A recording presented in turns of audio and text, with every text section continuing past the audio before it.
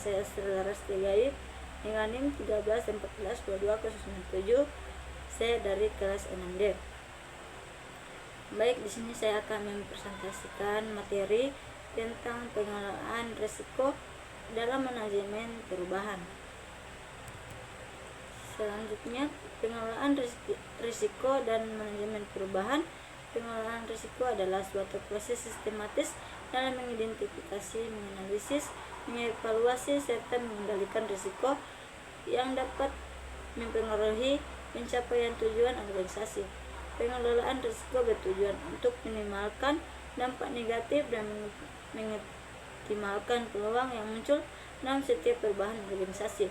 Dalam konteks manajemen perubahan, pengelolaan risiko membantu organisasi dalam mengantisipasi hambatan, mengurangi ketidakpastian, dan meningkatkan efektivitas implementasi perubahan.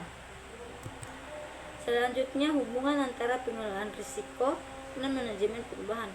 Pengelolaan risiko dalam proses perubahan sangat penting karena dapat membantu organisasi identifikasi dan mengantisipasi tantangan yang mungkin muncul. Perubahan dalam organisasi seringkali menghadapi resistensi dari karyawan, gangguan operasional, serta ketidakpastian lingkungan eksternal. Yang kedua itu, dampak risiko yang tidak dikelola dengan baik dapat berdampak signifikan terhadap keberhasilan manajemen perubahan. Salah satu dampak utama adalah meningkatnya resistensi dari karyawan dan pemangku kepentingan lainnya. Selanjutnya, strategi pengelolaan risiko dalam manajemen perubahan. Yang pertama itu ada identifikasi risiko, kedua analisis risiko, ketiga respons risiko, yang terakhir pemantauan dan evaluasi risiko. Yang pertama itu identifikasi risiko. Metode identifikasi risiko adalah menggunakan teknik seperti brainstorming, wawancara, dan analisis dokumen untuk mengidentifikasi risiko potensial. Brainstorming melibatkan diskusi kelompok untuk mengumpulkan ide-ide mengenai potensi risiko yang mungkin timbul. Yang kedua itu alat dan teknik yang digunakan adalah alat seperti matriks risiko dan diagram sebab akibat dapat membantu dalam proses identifikasi.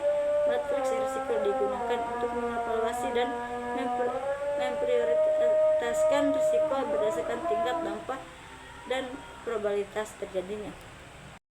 Selanjutnya itu ada analisis risiko. Yang pertama itu penilaian dampak dan probabilitas risiko adalah mengukur seberapa besar dampak risiko dan kemungkinan terjadinya untuk menentukan prioritas.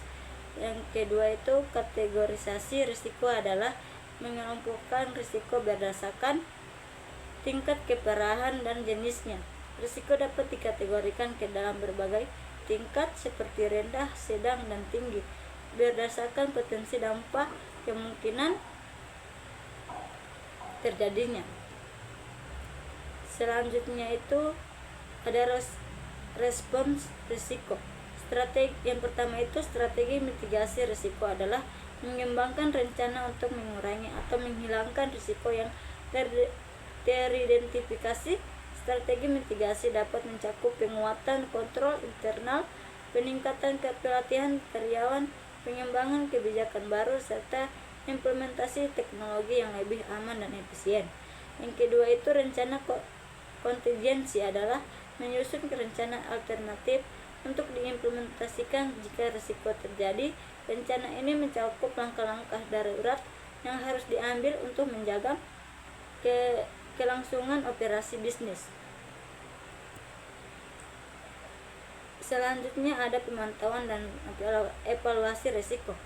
Yang pertama itu proses pemantauan risiko adalah mengawasi risiko secara berkelanjutan untuk mendeteksi perubahan yang mungkin mempengaruhi status risiko. Yang kedua itu evaluasi efektivitas strategi pengelolaan risiko adalah menilai apakah strategi yang diterapkan berhasil dalam mengelola risiko dan mencapai tujuan perubahan. Baik, itulah presentasi dari saya. Wabillahi taufiq wal hidayah. Assalamualaikum warahmatullahi wabarakatuh.